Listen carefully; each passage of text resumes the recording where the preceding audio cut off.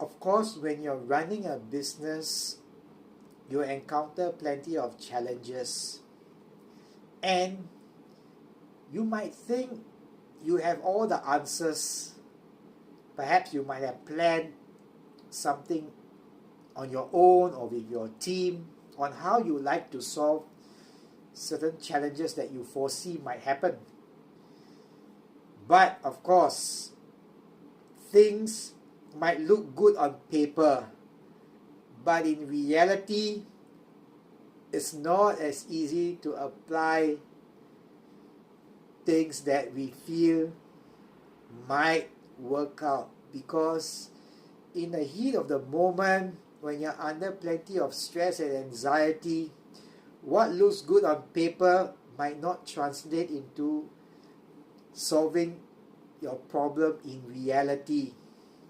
Because sometimes when we have all these contingency plans, service recovery methods, or whatever it is that you have on paper that you foresee might happen, which is actually good to have ideas on how you want to resolve any kind of challenge that you might encounter. The reason why it's good is because at least you have some ideas.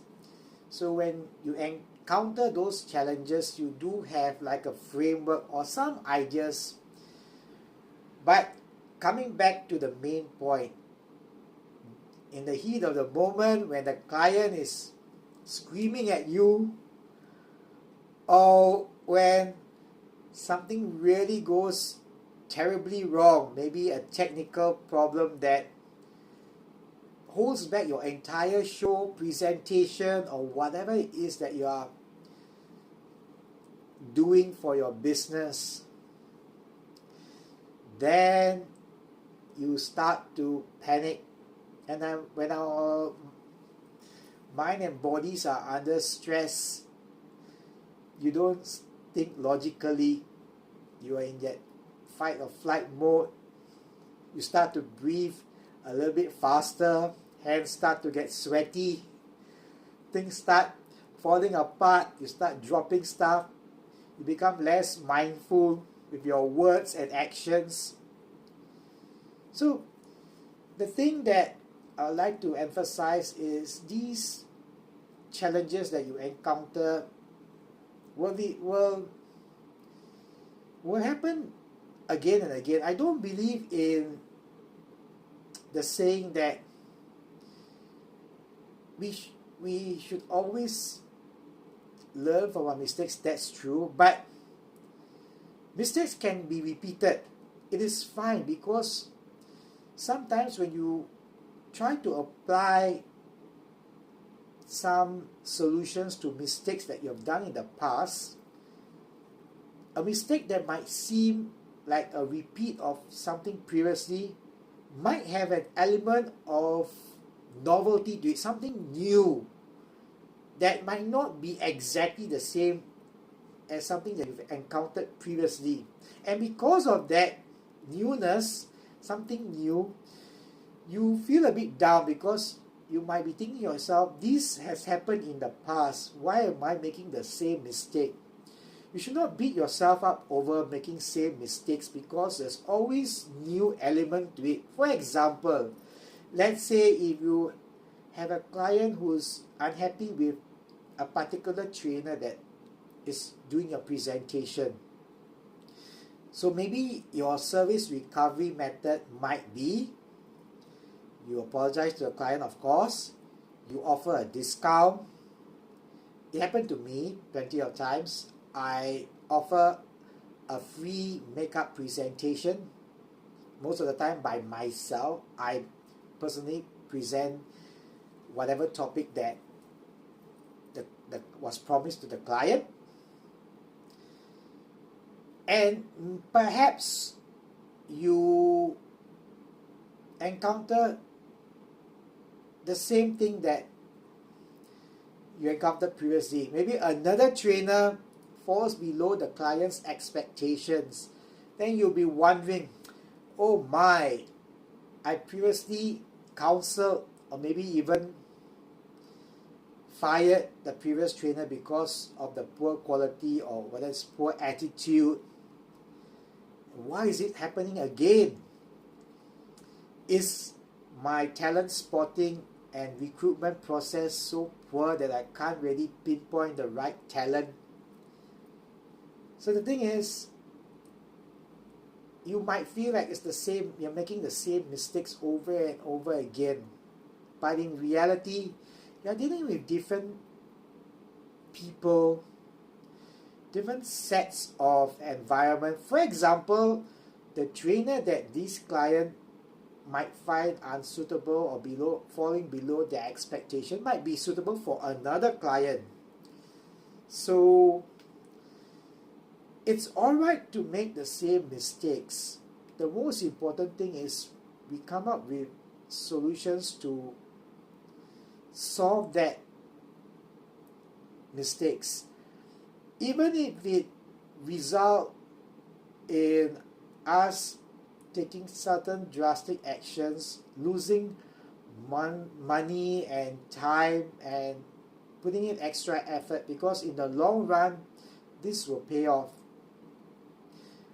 One incident that happened during my 4th year of running my education and training business, which I ran from 2009 all the way to 2019, was a time when I visited my little nephew in England in 2013. So this was during the 4th year of running the business. I was quite confident and experienced, and what happened was I entrusted the running of a course to a newbie.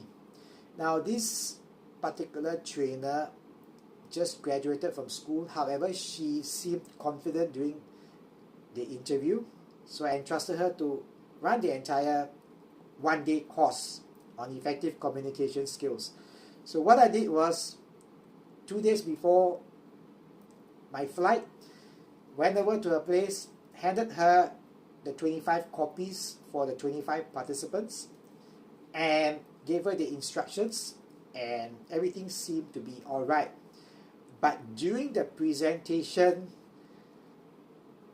things did not go according to plan. She did not follow instructions accordingly. So when I was in England, and when she was conducting the course, a few hours into the presentation, the client called me up to tell me that, hey, your trainer is not performing to my expectations. I asked, can you please elaborate? Yes, she came in 20 minutes late, supposed to begin at 8 a.m. and she arrived at 8:20. That's one. Secondly, she dressed inappropriately. She was wearing like a mini skirt. And thirdly, she was not really going through what was in the notes. She mainly was just speaking about her own experiences. And to make matters worse, she called me up again at the end of the session to let me know that the trainer, not only did she arrive late, but she left early as well. Instead of ending at 5:30, she ended at 5:10. So I had a very furious client. But to her credit, she remained really calm and explained to me step by step what was what she felt overall by the service or the lack of service quality. So my mind straight away went into service recovery mode, and I immediately told her, I did not have a blueprint of what my service recovery strategy was, but I just came up with strategy off the cuff. I tell her, okay, fine, you will not be charged for this particular course, which meant that I had to absorb the entire 3,000 Singapore dollars. That was the whole course fee for this. And not only that, I prepaid the trainer, so I lost another $180 plus the cost of the notes. It's about $200, which is fine, because part and parcel of running a business is to make sure that the clients are satisfied, not just satisfied, but you really over deliver, really put in your heart and your soul, and the client knows it and is overjoyed by your service. And especially in Singapore, where the training community is really small, word travels really quickly, whether it's good or bad. So I suggested that the course was free of charge, and not only that, I'll be willing to personally come over to redo the course. So she was really happy with what I suggested. She sent me an email the next day telling me that's fine. She accepts that there's no charge for the course, but it's fine. She says that she does not really need me to go down and represent the whole course. So you see, sometimes when you suggest something and the client realizes that you are extremely sorry and you regret making the mistake, and you admit to your error. Clients are reasonable people, at least most of them, and they have heart as well, most of them. Kind people, most of them. So they'll give you a chance and you learn from it. So in future, you at least have some idea on how you like to have your service recovery methods, right? So if you're running a business, whether it's a service or product business, make sure you have your plan, but don't worry about you making same mistakes over and over. It's part and parcel of life, part and parcel of running a business. Most important thing is you persevere, and this will make you an overall better person, not just in terms of business, but just an overall personal development of how you want to overcome any kind of challenge, whether it's health, whether it's family, friendship. So hang in there. Those of you making mistakes in your business, have plans, but at the same time don't beat yourself over making the same mistakes over again. Life is full of surprises, right? Murphy's Law, whatever will go wrong will go wrong. Most important thing, have a positive attitude and things will improve.